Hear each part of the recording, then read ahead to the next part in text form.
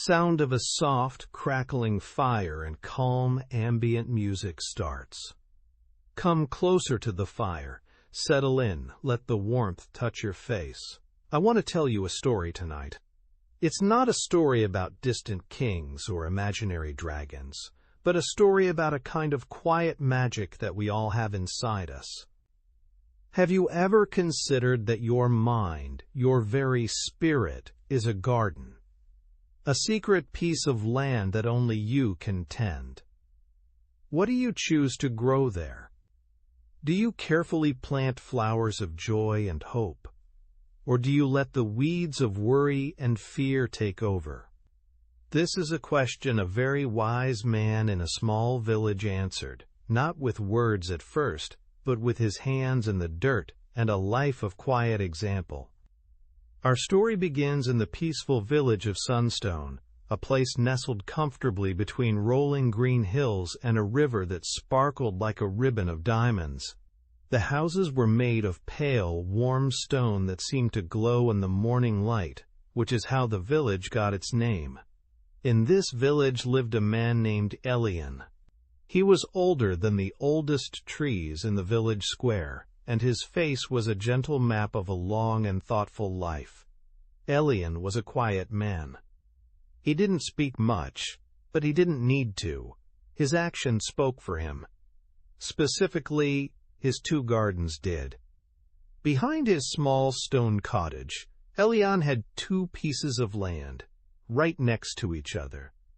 The first garden was famous throughout the region. It was a masterpiece, a living painting that changed with the seasons.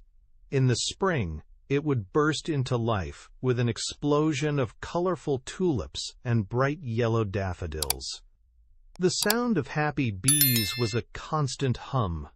In the summer, the garden was heavy and full with life. Tall sunflowers turned their faces to follow the sun across the sky, and the air was filled with the sweet, calming perfume of roses and lavender. Fat red tomatoes grew on strong vines, their skin warm from the sun. Children from the village would often stand at the low stone wall, their eyes wide, watching the painted butterflies that danced in the air. Elian's first garden was a symbol of life, of perfect harmony, and of deep care.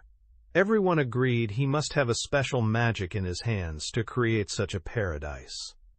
He was always there, from sunrise to sunset, gently pulling a single stray weed, giving water to a thirsty plant, or simply sitting on his wooden bench, a peaceful smile on his face as he watched the beauty he helped create.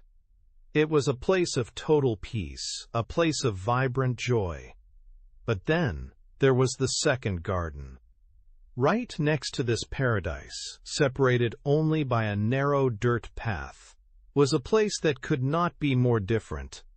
It was the same size as the first garden, but it was not a place of beauty. This second garden was a difficult, chaotic mess. It was filled with tough, ugly weeds that grew tall and aggressive, choking the earth. Thorny bushes with sharp, angry points grew in thick, tangled groups, making it impossible to walk through. The ground was not soft and dark, but hard and rocky, with large gray stones scattered everywhere like broken teeth. There were no flowers here, no vegetables, no fruit trees. The air in this garden was still and heavy. No butterflies danced and no bees hummed. It looked forgotten, abandoned, and unloved. A place of deep and constant struggle. The villagers found it incredibly strange.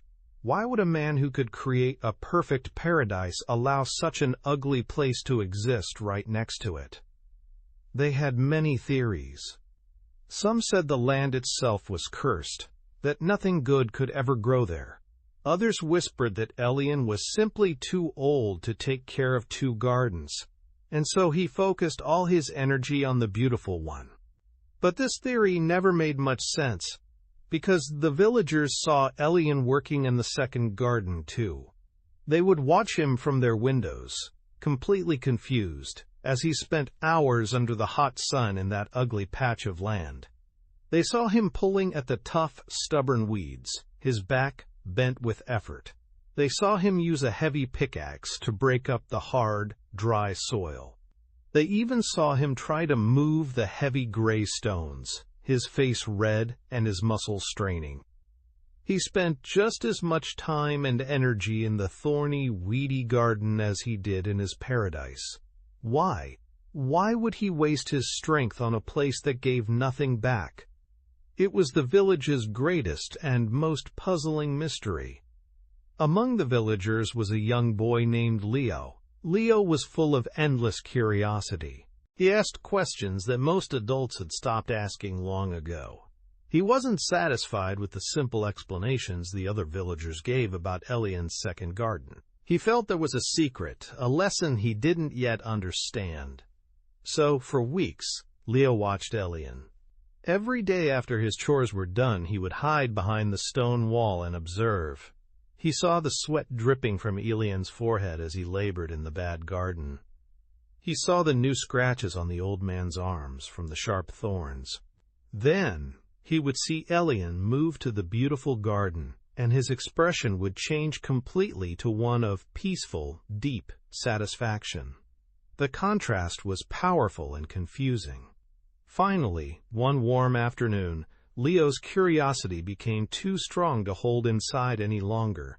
He walked bravely along the dirt path between the two gardens and approached the old man.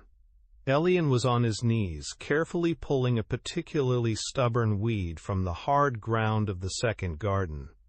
He didn't seem surprised to see the boy. He simply paused and looked up, his blue eyes kind and welcoming. "Hello, Leo," Elian said, his voice as soft as the summer breeze. Leo was nervous. He looked from the ugly, thorny garden to the beautiful, blooming one and back again.